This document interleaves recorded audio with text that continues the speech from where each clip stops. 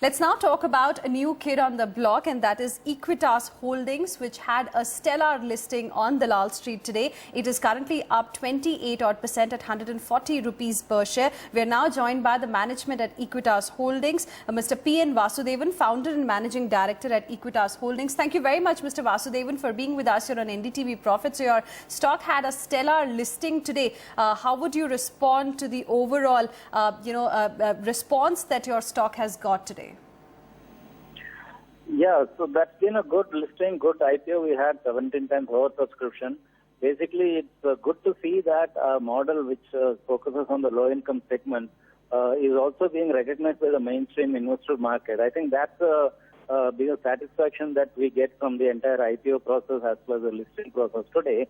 There is a large amount of gap in terms of the credit needs of the low-income segment, which is not being serviced by the formal financial sector today. And any model, any organization which seeks to service that need, if that is getting supported by the mainstream investor market, hopefully going forward, companies like ours can continue to expand the service to the segment, which really helps in terms of, bridging what is typically called the gap between Bharat and India. Right. Mr. Vasudevan, at the same time, we know that your focus is primarily on individual and MSME loans. Today, at a time when credit growth is in any case quite low, corporate sector credit growth is something which is not really picking up. All the big banks are also focusing more on retail as well as MSME loans. Do you see then some sort of a competition of that sort coming in, till the time corporate sector credit growth picks up? See, the segments that we operate in, Equitas operates in microfinance. We are into Equitas used commercial vehicle finance and Equitas SME finance and Equitas affordable housing finance. These are the segments where we currently operate.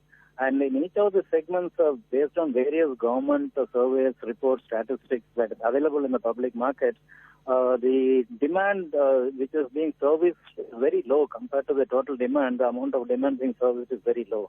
So that does leave a large amount of gap in the market to be serviced. So we don't regard anybody as a competition, and everybody is most welcome. There are a lot of challenges in servicing the segments, which is basically that the income of these customers are not very formal. You don't get income documents to sit in your office and do your credit assessment. Your credit officer has to spend a complete day or maybe 2 or 3 days sitting with the customer in his shop or in his business place, counting the number of people who walk in, counting the footfalls, counting the kind of money that is being transacted, and then building a balance sheet, building a cash flow analysis for the customer, and then on top of that, taking a credit view of what is affordable to borrow for such. So that's what really is entailed in the lending to the segment. And anybody who can manage that and bring that capability to the table can definitely do a good amount of job in this segment. So in terms of competition from banks or from any other NBFC, we always welcome that, because that just means that more of this unmet demand will be serviced. And if you look at it, microfinance, for example, 65% of our customers, we are the only financier to them today. In the used commercial vehicle, 80% of our customers, we are the only financier. And in the micro SME that we give, 100% of the customers, we are the only financier. So it's not like they have been serviced by anybody and we are grabbing them from other financiers. So basically, we are creating new markets in the segment.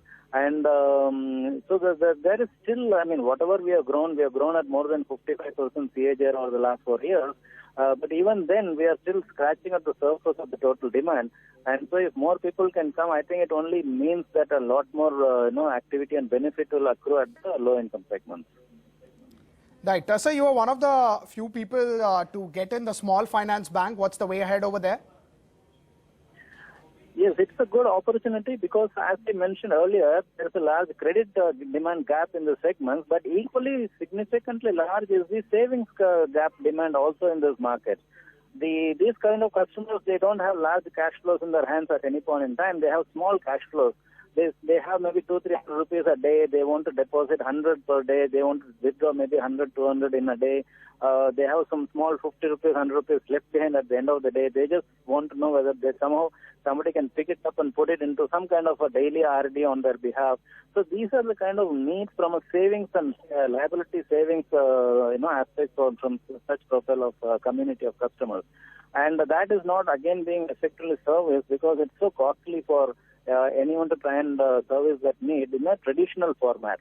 And that is where we hope that once we get the final license from RBI and we are able to commence our banking activities, we do have a lot of plans in terms of how will we be able to distinguish and give a differentiated service to these customers by which we can, at a very cost-effective manner, give them very convenient, easy and comfortable access to savings for small value transactions. So you were explaining about the small finance bank. Can you just tell us what will be the advantage in terms of cost of funding and what is the investment that will be needed? Yes, so we will be having extra costs in terms of IT spend as well as branch infrastructure and the liability team that will be recruiting and the SLR CRR negative carry that we might end up having on the SLR CRR investments. But on the other hand, we will have the benefit of the cost of funds. Currently, our cost of funds is between 12 and 12.5% as an NBFC. So the benefit that we expect to have by reducing the cost immediately, even on immediate conversion by taking wholesale or bulk deposits. And second thing is the benefit of scale, because we have been growing at over 55% over the last 4 years. That produces its own cost benefit, to the company. So the benefit of scale and the benefit of reduction in the cost of funds is the opportunity on the other hand. And the management's ability to manage this challenge of extra costs and the benefit from these opportunities will determine the impact on our ROAs and ROAs going forward. Right. Also, a lot of cross-selling, a lot of fee income would increase. That are additional advantages? Yeah, definitely. Because the relationship of a customer with an NBFC as a loan customer and the relationship of a customer with a bank is very different, For example, a very simple thing, there's a product called NPS, National Pension Scheme from the government, central government. It's a very good scheme and there's a lot of contribution that the government makes for the pension for the people, contributory contribution from the government also. It's a very good product for low-income people. But as an NBFC, we were never able to offer it so far because that is a kind of a lifetime product, Up to 58 years they can save, then they take a decision at the age of 58 whether to commute or to carry into pension. And so we need to service them maybe for 30, 40 years. And as an NBFC, my relation will never last beyond 2, 3, 4, 5 years. So we are never able to offer that kind of product. But as a bank, when we become a bank, definitely we'll be able to offer insurance, we'll be able to offer pension to these customers because a bank relation is almost like a lifetime relationship.